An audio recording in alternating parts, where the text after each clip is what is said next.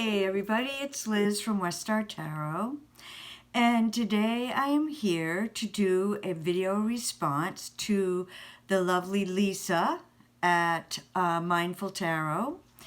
Lisa recently posted a video about her black and white decks, and I really enjoyed watching that. She spoke about pen and ink and what it's like to see those scratchings of the pen, the nib of the pen on the cards, and that it kind of evokes a visceral response for her. And I would agree with that. There's just something sort of primal about it. So anyway, I thought that I would do a VR because it got me thinking about the black and white decks that I have. And I do have a couple that Lisa included in her video, but I'm going to do different ones that Lisa didn't show. So where to start? I think I will start with my oldest one. And I believe this is the oldest deck actually in my entire collection. And it is called the New Tarot. It's in a tuck box. It's the front. And I got this deck many years ago, the first time I ever went to Reader Studio. At Reader Studio, they put everyone at the conference name in a big chalice, and throughout the conference they pull a name out, and people get prizes, mainly donated by vendors who are present. And so this was my door prize, or my prize, the first year I went to Reader Studio. And I had not been bitten by the vintage tarot deck bug at that point in time. I think this deck might have started me down that path. And it was donated and gifted by Dan Pelletier, and I can't remember the name of his company, but Dan does sell tarot decks, vintage tarot decks, and new tarot decks, and used tarot decks. And so this one, as I said, it's called the New Tarot. And after I got the prize, I was kind of sitting there thinking, I'm never going to use this. I'm just going to give it back because it'll be a waste. So I went up to Dan and I said, oh, thank you so much for this, but I really don't think I'm going to use it, and I don't want to waste it. So he said to me, I want you to think about that. He said, this deck is from 1974. And he said, what else is around from 1974 that's made out of paper and is still around, still usable? And I thought, well, that's really cool. I know, you're right. So I thanked him, and I am happy that I kept the deck. When I got home, I read a little bit about it, and on the title card you can see it, 1974 by J.A. Horler and William J. Hurley. It was made in Sausalito, California. And in the summer of 1974, I was living in the Bay Area. So I thought, okay, that's kind of cosmic. I really do need to make sure I keep this deck. So it's really cool. It to me is so reflective of that time and that place. Here we see, this is the Strength card. And here this woman is meditating. You can see she's got the eye in her belly. Here we see, the lovers probably in Golden Gate Park with the crowns made out of flowers. This to me is evocative of that time period too. This is the Sun card, and the Star card is so 1974. I just love it. So the backs look like this, and they are actually the initials of the two creators. And in the booklet that comes with the deck, it doesn't have a book, it just has this little pamphlet-y thing. And look at it. It's in mint condition from 1974. It's practically 50 years old. So cool.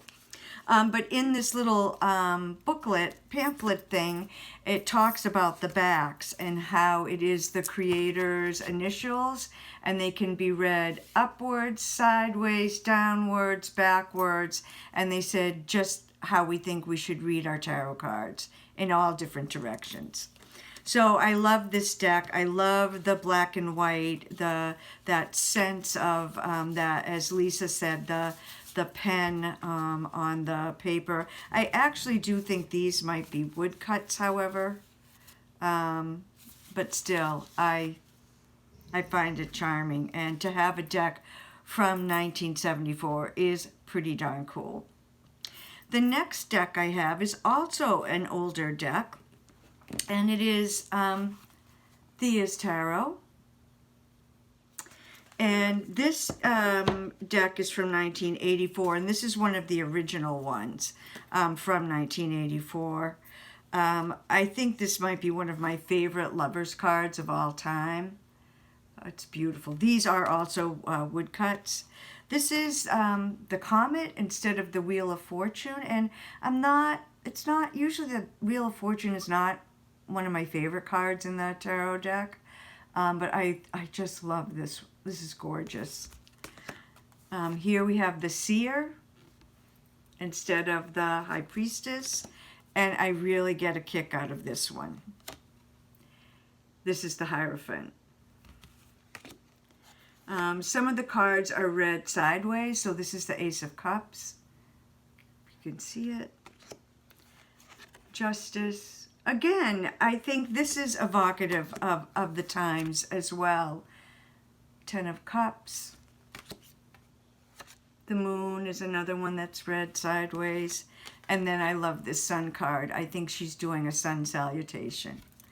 So this deck was created in, as I said, 1984 in Somerville, Massachusetts. And Somerville is it was at that time more of a working class town. It's been gentrified by now, but it's right next to Cambridge. And, Boston, but it touches Cambridge. And this is also the home of the Boston Women's Health Book Collective, Somerville. And that's the group of women that produced Our Bodies, Ourselves. And in 1984, I was actually going to graduate school in Cambridge. And when I did my master's thesis, the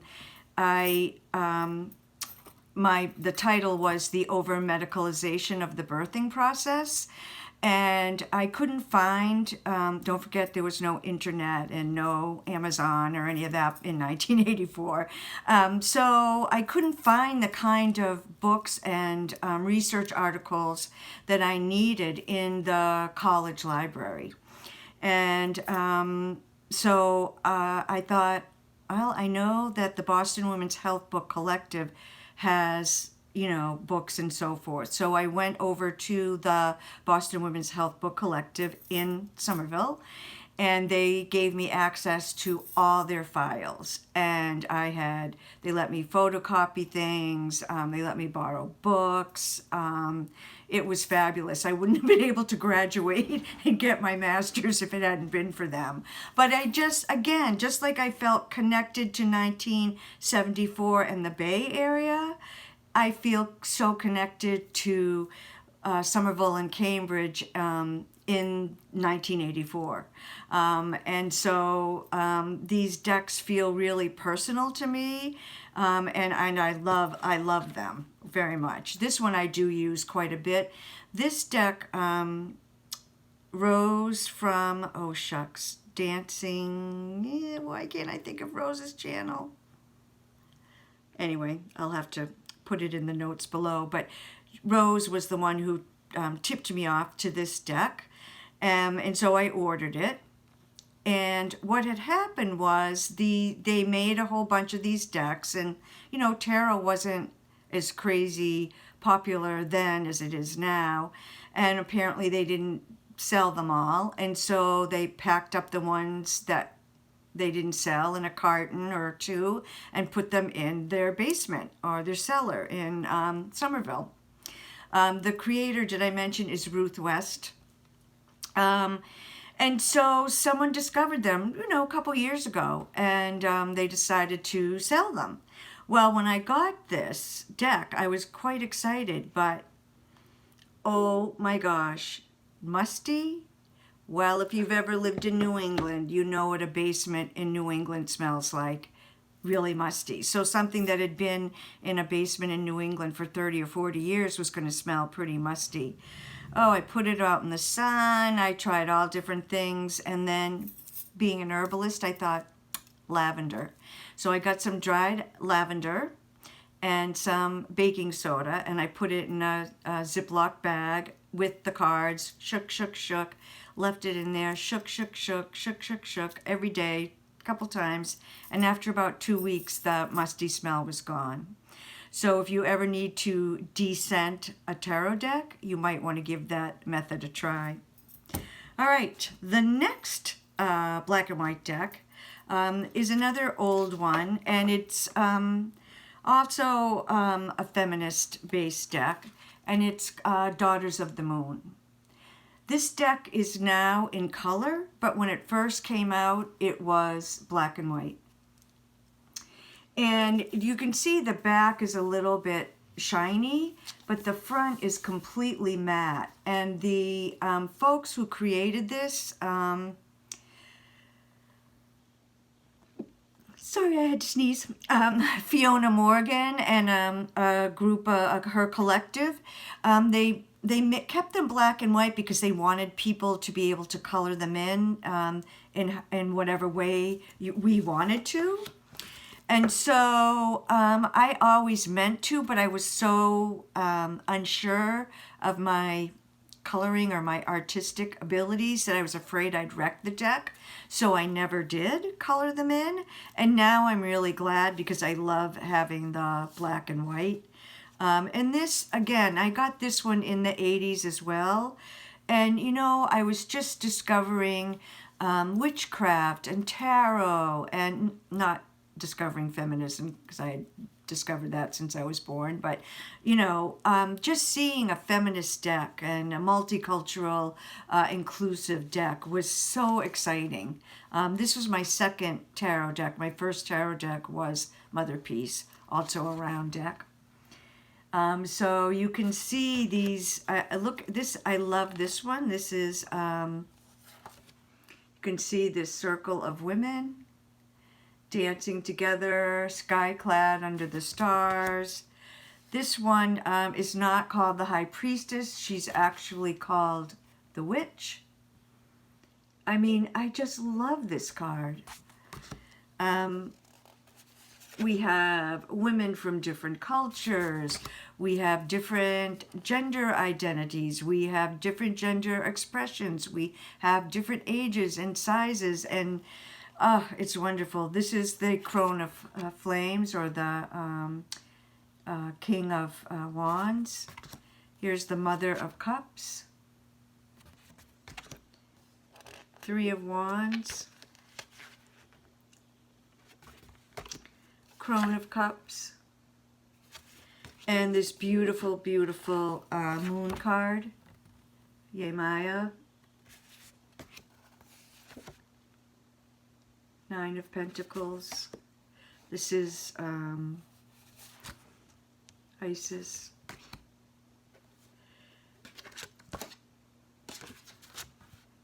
Beautiful. And this is one of my favorite cards from this deck, Mawu. You can see she's giving birth on the back of an elephant. So this is a really special and important deck to me, and I also have the color version. I had to buy a new guidebook because my daughter took my original one. Why do daughters do that? Anyway, I just love this deck, and I love how it represents that zeitgeist, just like Thea's Tarot. It's up from that same time period. The next black and white deck I wanted to talk about is this lovely one, Dark Days Tarot by Ren McMurdo. And it is a square deck. And I love having a square deck. It's funny because I don't read reversals, but with a square deck, I just shuffle it all every which way because I like the directionality. It's not so polarized up, down, but it gives you a little bit more meaning and shading for the card. Here's the lovely Fool card. Strength. The Queen of Pentacles is from the box, cover on the box.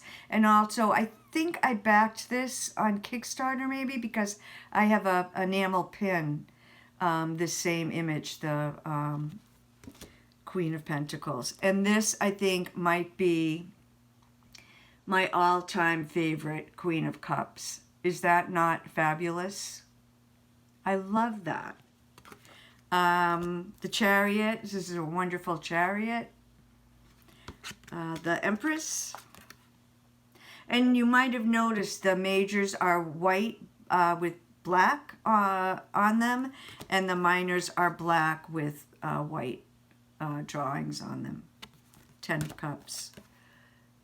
2 of Cups. So this is another lovely deck. Another feminist deck. In the guidebook, we have upright, turn to the right, turn to the left, and reversed meanings. And then down below, just a little general information about the card. I think this is my most recent black and white deck. It's called the Moon Void Tarot. And it's by Stephanie Capani. She's out of Brooklyn, New York. And she did this lovely deck. The only character in it is Stephanie herself. And I love going through the majors and seeing how she has shown herself. I think there might be one card where there's maybe the Lovers where there's another person, but mainly it's just Stephanie. Look at this beautiful Hermit card. Again, you can get that quality that Lisa was talking about, that you can see in the Wild Unknown, that pen and ink. I wanted to talk a little bit about these two cards, the Sun and the Moon. And I really like how she did this. So the moon is at night in the country, really quiet, peaceful, yin. And then here we see the sun bursting forth in a cityscape, probably Brooklyn, right? Because that's where Stephanie's from. And so you get that expansive energy of New York and the city versus that kind of contracting, quiet, peaceful energy of the moon. Stephanie has used splashes of red in this deck. This is the Strength card. You can see the red in the heart. But I think it really pops when you use just, one color or two colors. I don't know if you can see it, but some of the cards have red on the lips. Here we see the Ten of Swords, the blood. And then again here, I don't know if you can see, you can see the red on the lips. So I love this deck. It's pretty simple, but I just cannot believe how readable this and talkative, and I love this deck. It's so easy to work with. It just I had an instant connection to it, and I love working with it. So now I just have a couple other decks that are sort of black and white. I don't know if we can count sepia as black and white, but it has that similar effect that the black and white has.